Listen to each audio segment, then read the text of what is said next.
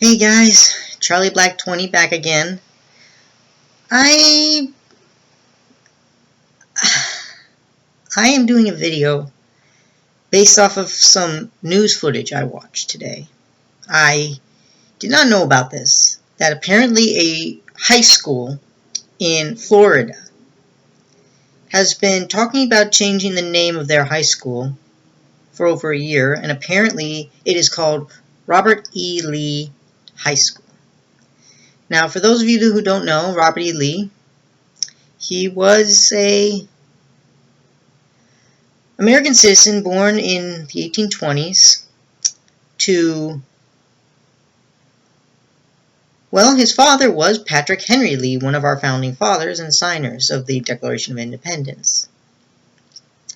So, very distinguished background. Robert E. Lee was raised by his mom and his family in Virginia, and he managed to get accepted into our military school called West Point. Basically, he joined the military, and out of hundreds of applicants, many of whom did not even go to the school in the end, he made it to the top of his class, to the second in his class of graduation, and was given a choice of what branch of the military he'd like to do, and he chose to be an engineer, which was the best position that people thought you could choose for the Army.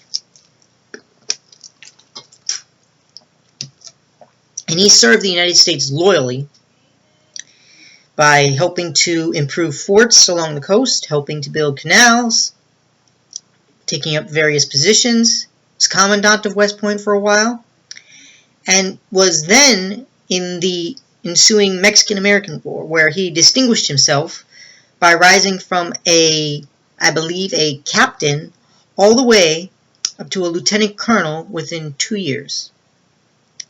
And he distinguished himself by his bravery, his very, very well thought out strategies that he brought to his commanding officers, who, using their own initiative, fulfilled these duties. And Robert E. Lee was given a lot of credit. He was a very, very brave, very, very smart, and very good soldier in the United States military. He had sworn to uphold the United States Constitution, as any soldier was supposed to do. He served in Texas against the Comanches in the 2nd Cavalry very ably, came back to Washington, Virginia, to see his family for a little while, and was immediately called up in 1859 when a raid on Harper's Ferry by John Brown, the crazy slave liberator, who Robert E. Lee was assigned a unit of Marines to kill or capture John Brown and his people, which they did.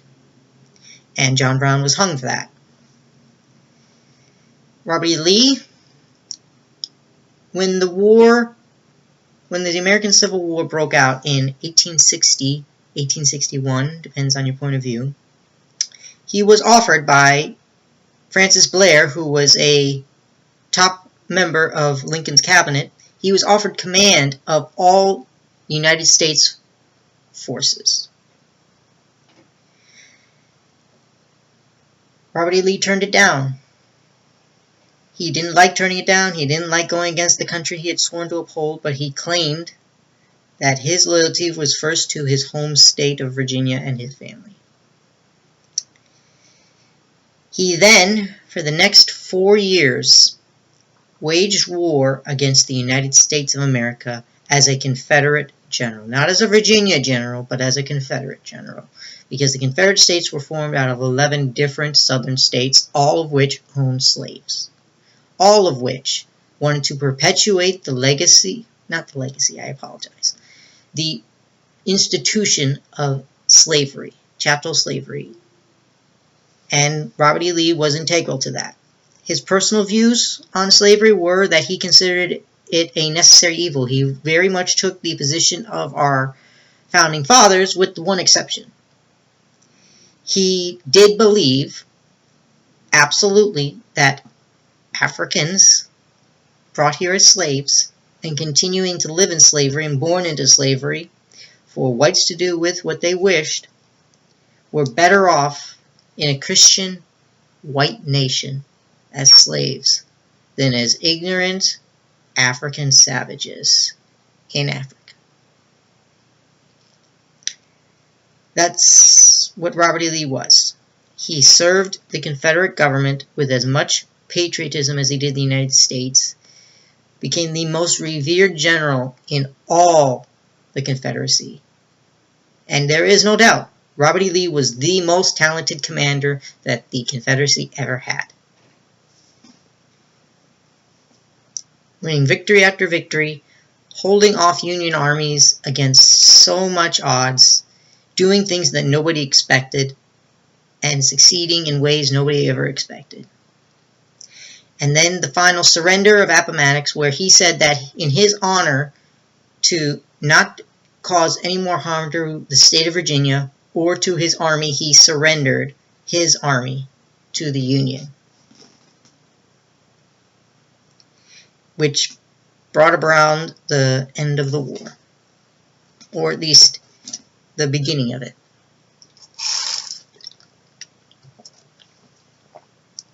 After Lee left and went back and moved to I believe the place was, I forget exactly where he went, but it was at a George Washington University school where he was offered a position as the leading professor / administrator.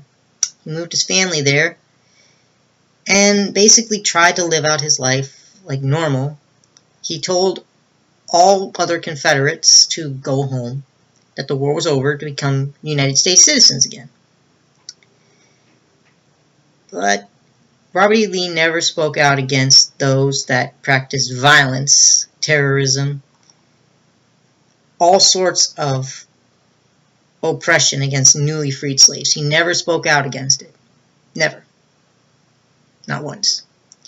And he was probably the only moderating voice that any Southerner would listen to at the time, and he chose to stay silent. General Lee, as he was so called for all the rest of his years, asked that statues not be made of him, ever. When he died in the 1870s, his memory was memorialized in many books, many speeches, and sadly in many statues made in the 1890s up to the 1960s.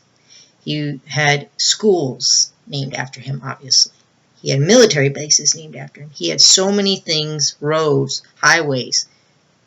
I think an airport at one point were named after Robert E. Lee, and this was not his wish, but it was used not to honor Confederates. That was merely an afterthought. It was to show African Americans out of slavery and people, new African Americans who were growing up outside of it, that they were not equal to whites in society, that the law would not protect them, and that they were at the mercy of whites. And most whites had no mercy.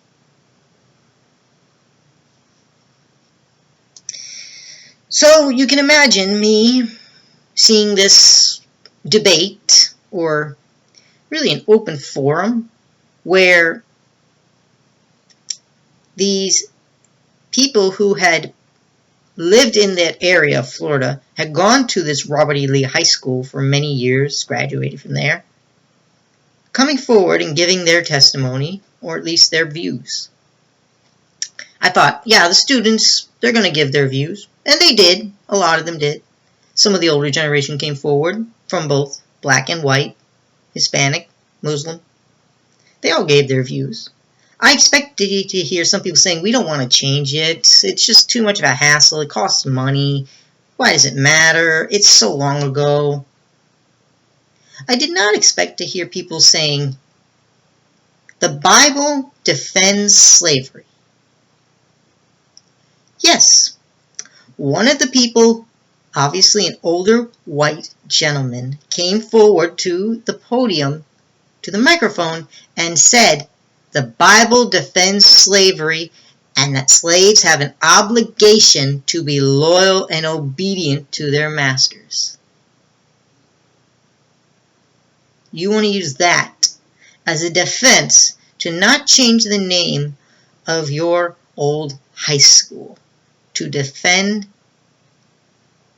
a man who is long gone, who didn't want to be idolized, whose name was dragged through the mud, who was a traitor to the United States, and we welcomed him back. Maybe not with open arms, and we never gave him his citizenship back, as far as I'm aware, but we welcomed them back as companions, compatriots. We didn't put them in jail, the majority of them. We didn't levy fines against them. We didn't take most of their lands. We just changed the laws and said slavery is gone. You have to treat your old slaves as equals now. You can't treat them like they're animals. And then those laws got gutted. And you want to say that the Bible defends slavery, therefore we should not change the name of this school from Robert E. Lee High. That was disturbing, to say the least. And then an older white woman came forward and said, I learned that it was African tribes that sold their own people into slavery. So why don't you blame your ancestors and not Robert E. Lee? You're saying this to the black students of that school, that African tribes leaders sold their own people into slavery, therefore blame them, not the white slave owners?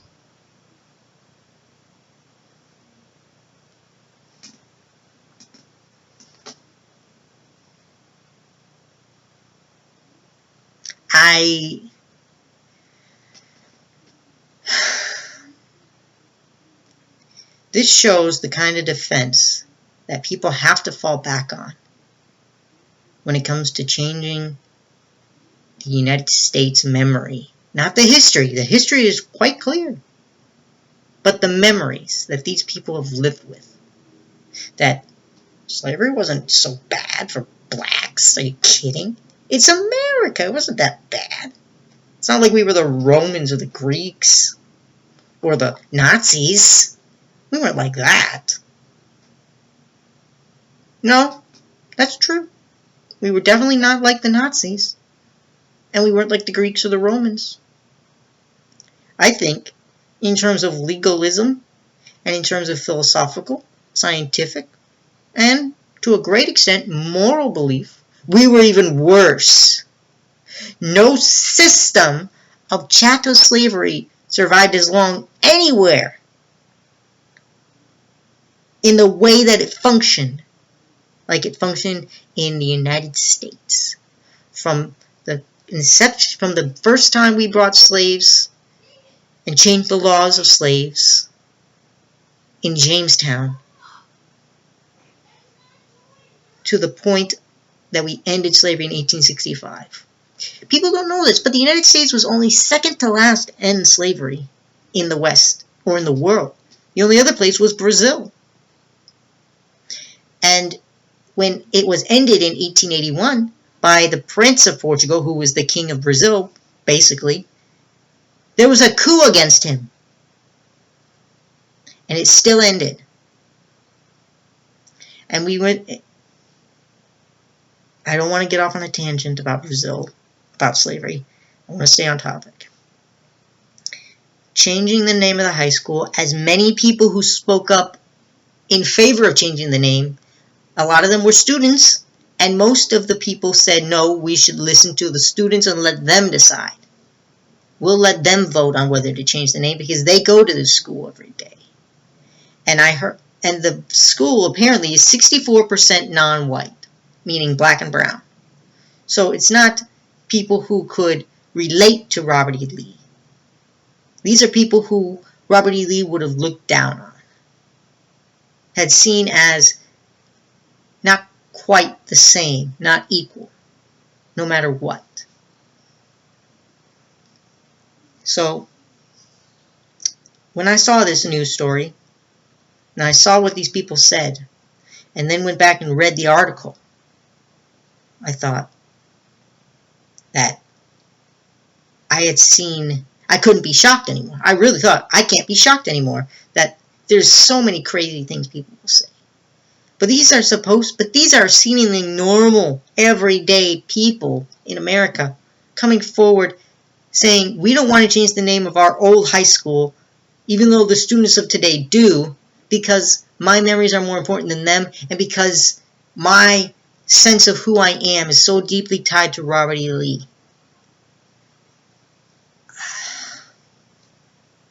Even if the Bible does defend slavery, which maybe it does, maybe it doesn't. I don't know. I don't care. There are plenty of people who at the time of slavery said, no, it condemns it. There's an interpretation of a Bible. The same thing could be said of the Quran, of the Torah as the Bible. It's interpretation. So if you're interpreting that one line that way, it shows us where your mind really stands on this issue to a great degree. And if you say, oh, your ancestors sold your people into slavery in America, so it's their fault, not the whites, slave owners' fault. To that, I have two things to say to that. One, it's not their ancestors. They aren't related to them directly by blood. It just so happens they came from the same, and many of the prisoners were from different tribes that they were at war with. It wasn't their tribe. They were prisoners being sold away. The point is, they were not directly related by blood most of the time. So blaming them makes absolutely no sense unless you're saying, oh, all of you of that tribe, or even outside of that tribe, as long as you're all black, then you're the same. So blame those ancestors. Don't blame the whites for perpetuating the system of slavery for so long. There was one other person, a white man who I believe was a baby boomer. He was an older guy, but not really old either, who came forward and said that communism was the problem, that cancel culture was the problem, because a private company like Aunt Jemima Maple Syrup was changing its name. What do you have to do with Aunt Jemima changing their name? And what does that have to do with R.E. Lee High School? A private company decided to change their name, not the government, which is what communism is. Hello? Hello, hello, hello? No one there? No surprise. I expected to see some ignorance.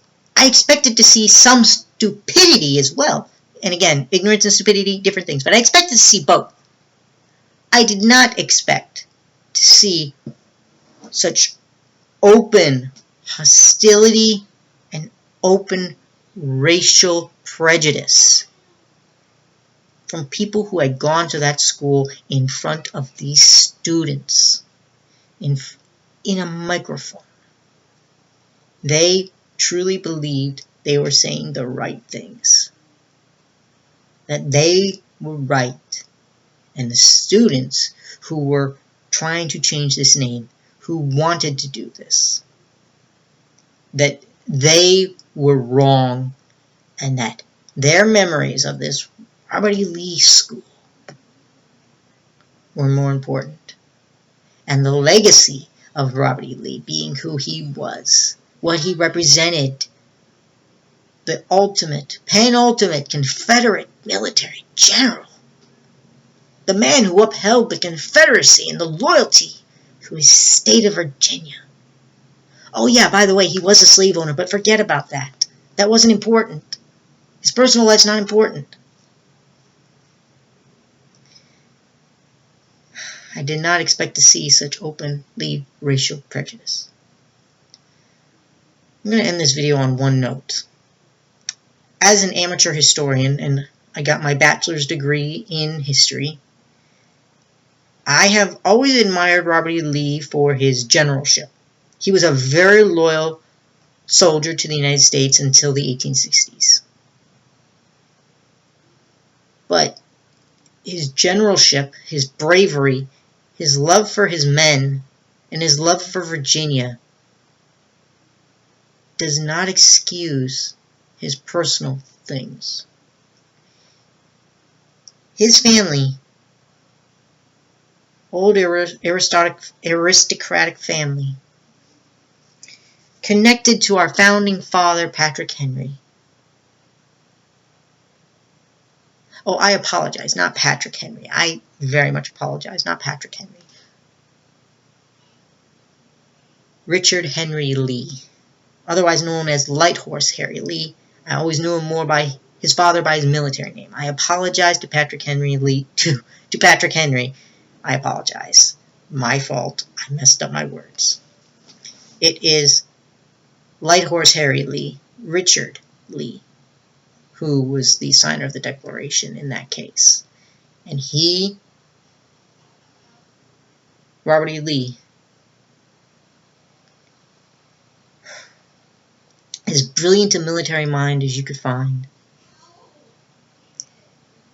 he, in the end, is still used as a symbol of white America of old. He is not the symbol of the white America of today. I want people to understand that. Robert E. Lee is gone. The Confederacy is gone. It's not coming back. Robert E. Lee is not coming back. So why do they persist? These people who want to maintain that thing, that Robert E. Lee name, the Confederate name, the Confederate legacy, fighting against the United States, in which they live and call themselves citizens.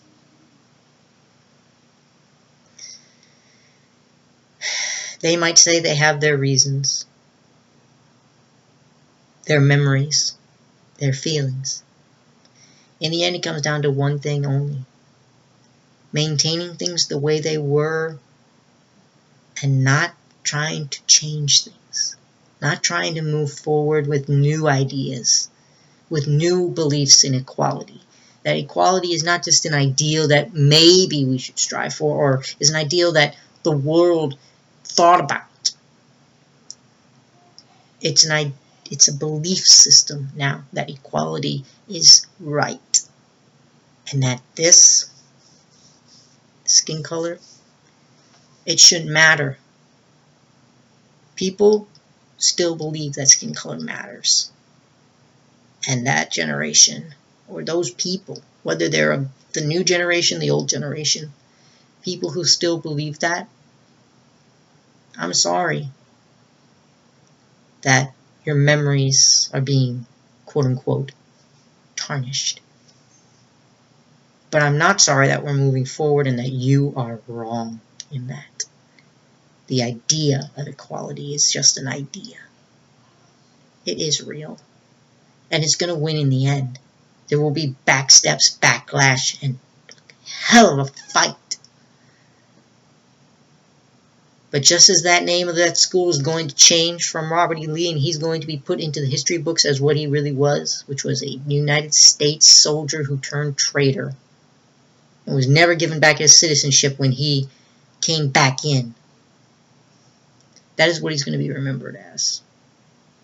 Not as a grand Confederate who is the epitome of Southern aristocratic Southern whiteness. the new generations are going to know him for what he was, just as what that name is going to mean. I know this was a bit of a rant, but I just could not keep silent with this freaking news video. So, take care, guys, and I hope at least I opened some thoughts to you all.